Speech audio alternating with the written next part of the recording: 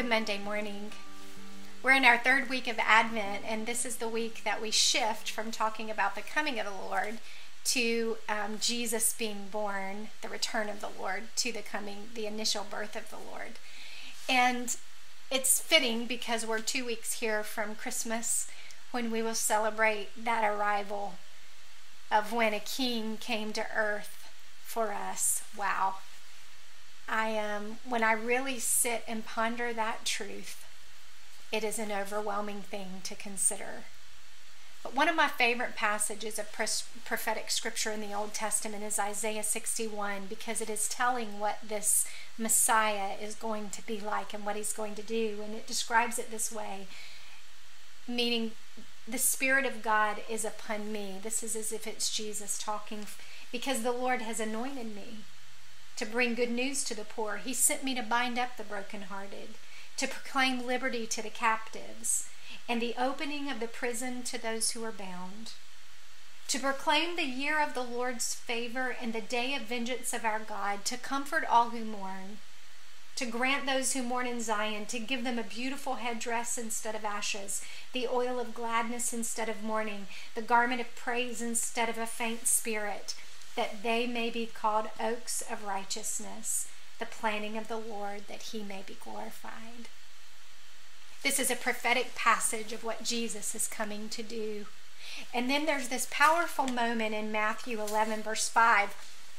John the Baptist has been preparing the way of the Lord. He's been telling people about Jesus. He's been baptizing people, and now he finds himself in prison.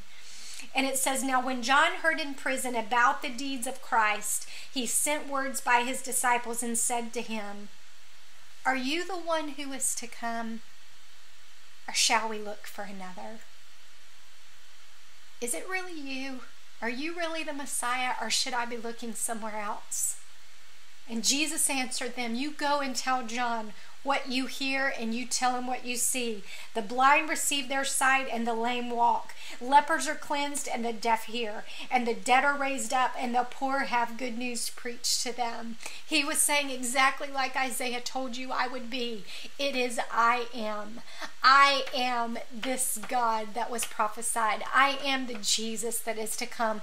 John, you don't have to look for another. I know you're in prison right now. I know life's hard. I know things are challenging. And I just speak this to you.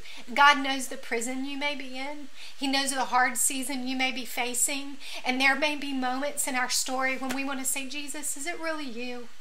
Is this really true? Or should I be looking for something else? And he wants us to know today, it's me. I'm that same God. The Spirit of the Lord is upon me to set the captives free, to open blinded eyes, to heal things that look like they are dead. Nothing can raise anything up like the mighty power of Jesus Christ. He has come. It is the season for the resurrected Jesus Christ, the baby born in a manger, the hope for you and I. We don't have to look anywhere else. We don't have to look for another. It is Jesus, the Messiah of our story.